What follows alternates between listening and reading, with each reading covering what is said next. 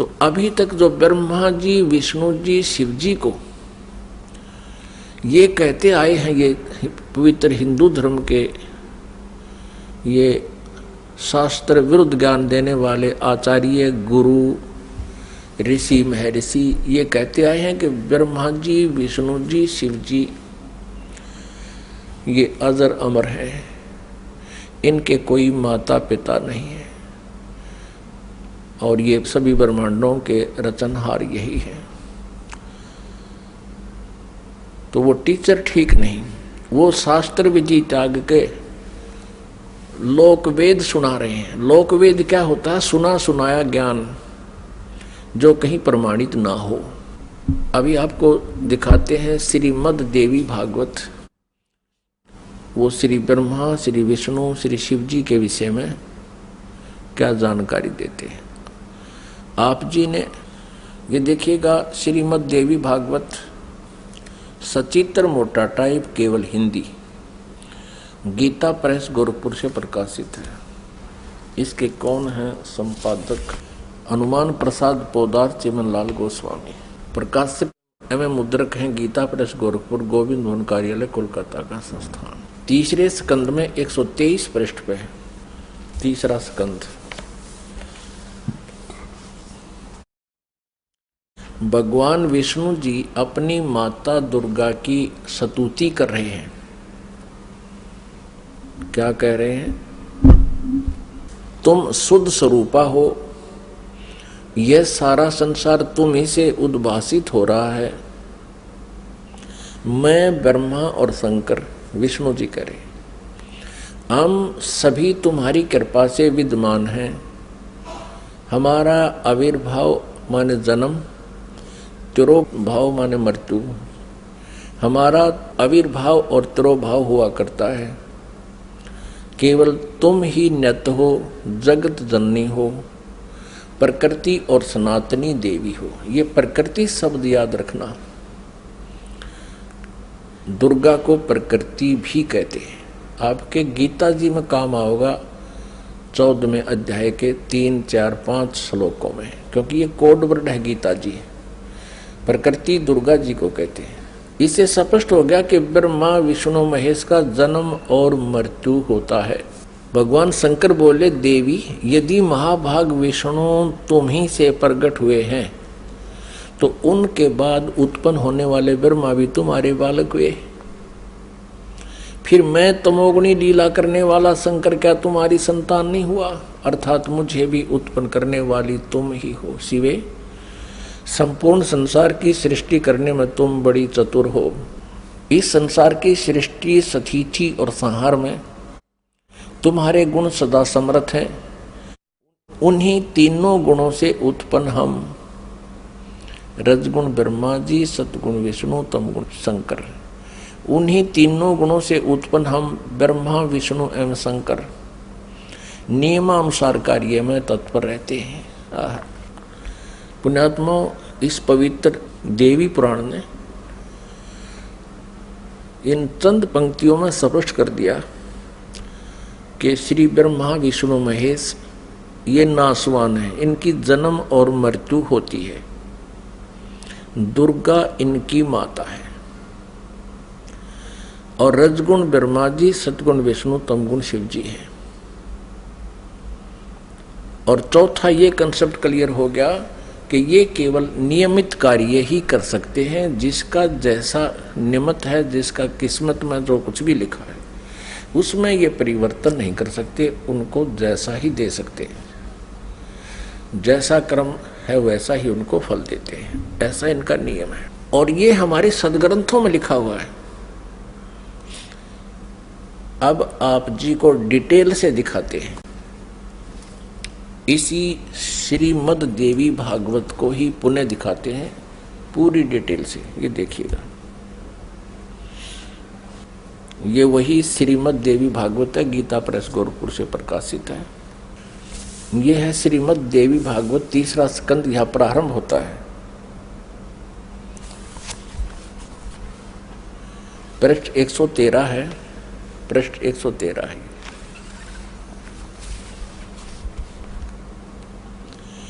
जन्मेजय ने पूछा, भगवान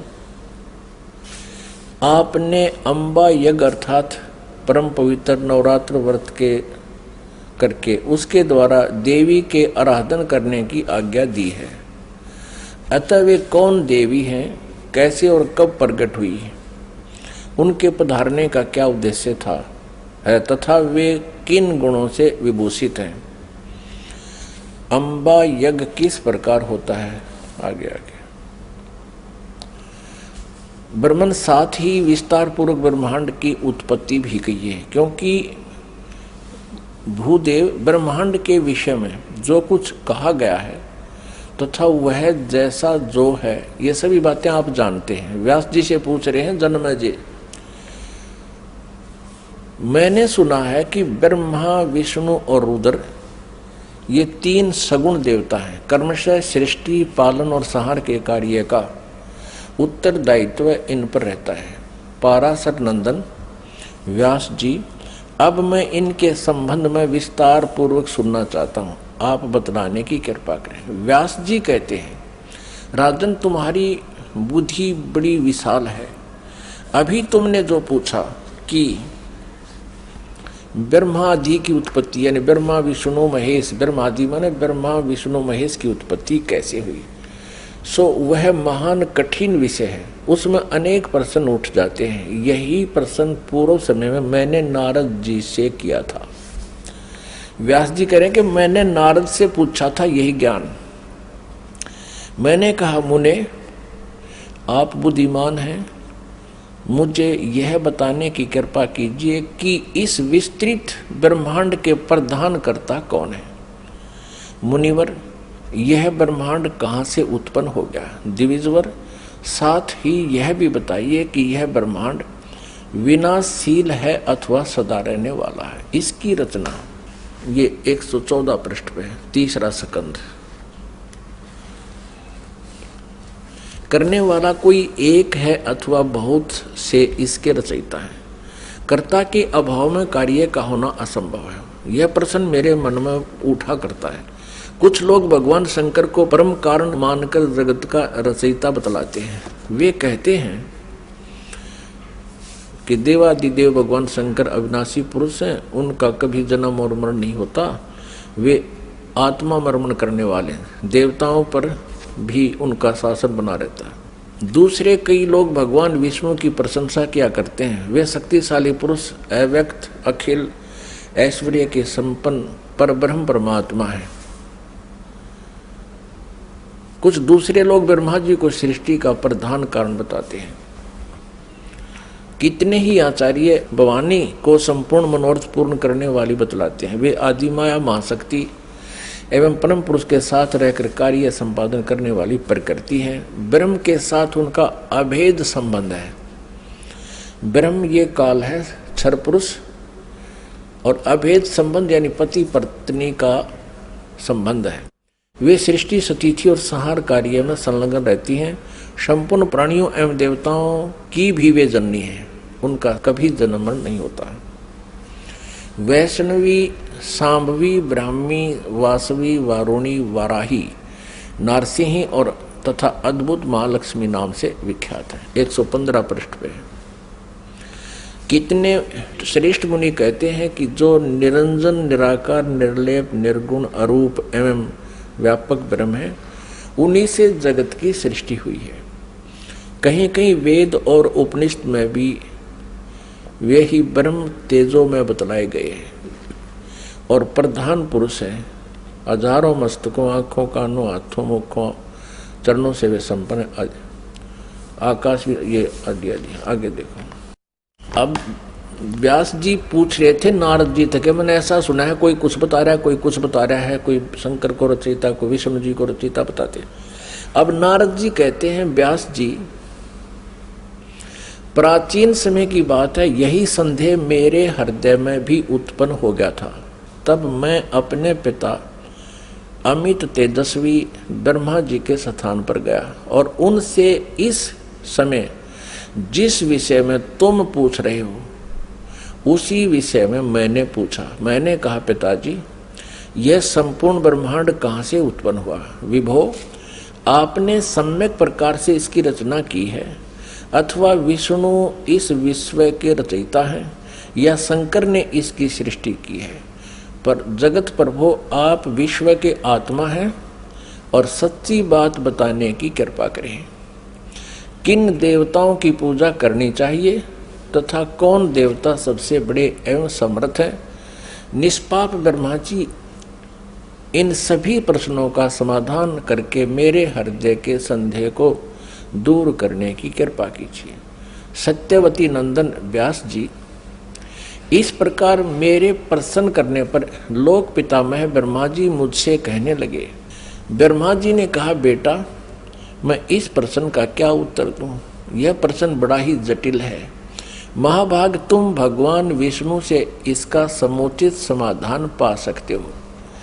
ये तीनों देवता, इनको ज्ञान तो है नहीं, इसलिए ये अपने से दूसरे की तरफ धका दिया करें। चलो वहाँ उससे पूछ लो।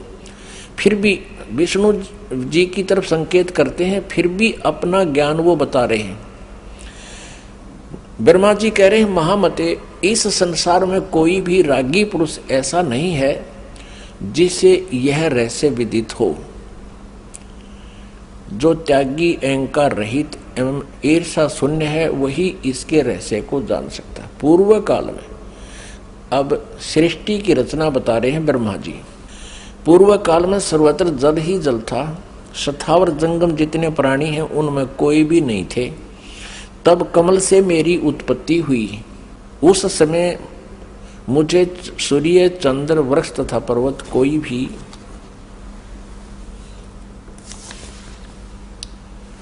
116 पृष्ठ में, तीसरा स्कंध देवी भागवत का, दिखाई नहीं पड़े। मैं कमल की कणिका पर बैठकर विचार करने लगा, इस अगाध जल में मैं कैसे उत्पन्न हो गया, कौन मेरा रक्षक है तथा इस प्रलय काल में सृष्टि एवं संहार करने वाले कौन विशिष्ट पुरुष हैं।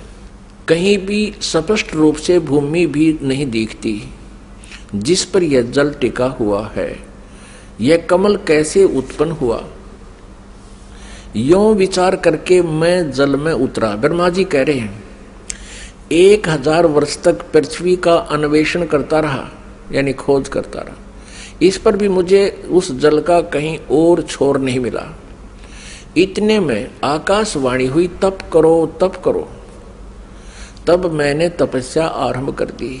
कमल पर बैठे ही 1000 वर्ष तक मैं तप करता रहा। फिर उसी समय सृष्टि करो, ऐसी आकाशवाणी सुनाई पड़ी।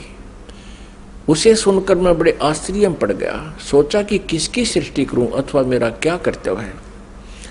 उसी समय मधु और कैटब नाम के 2 भयंकर दानव राक्षस सामने आ गए। वे उस महावर्ण में मुझसे युद्ध करने की इच्छा प्रकट करने लगे। मैं उनसे भयभीत हो उठा।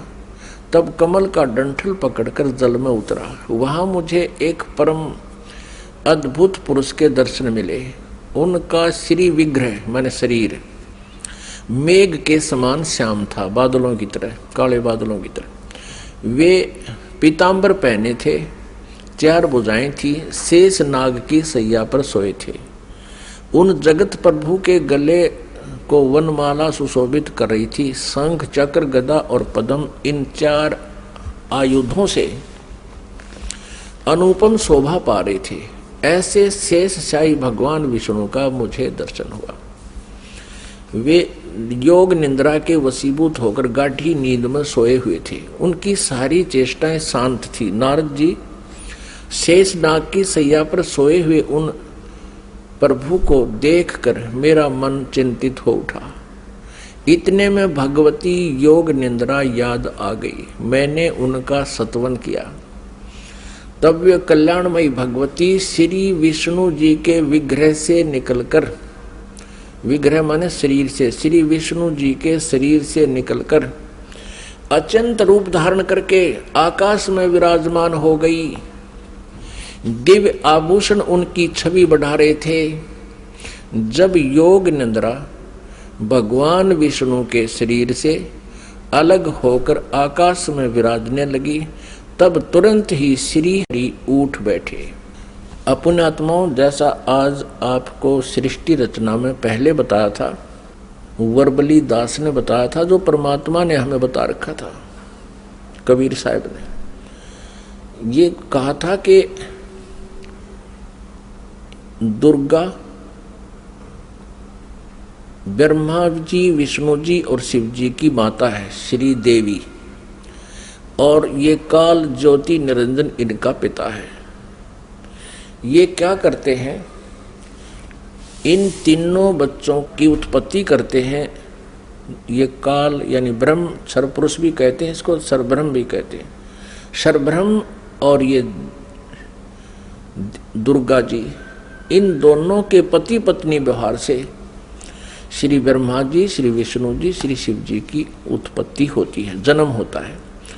और ये क्या करते हैं, इनको बाल्यावस्था से ही कोमा में कर देते हैं, अचेत कर देते हैं।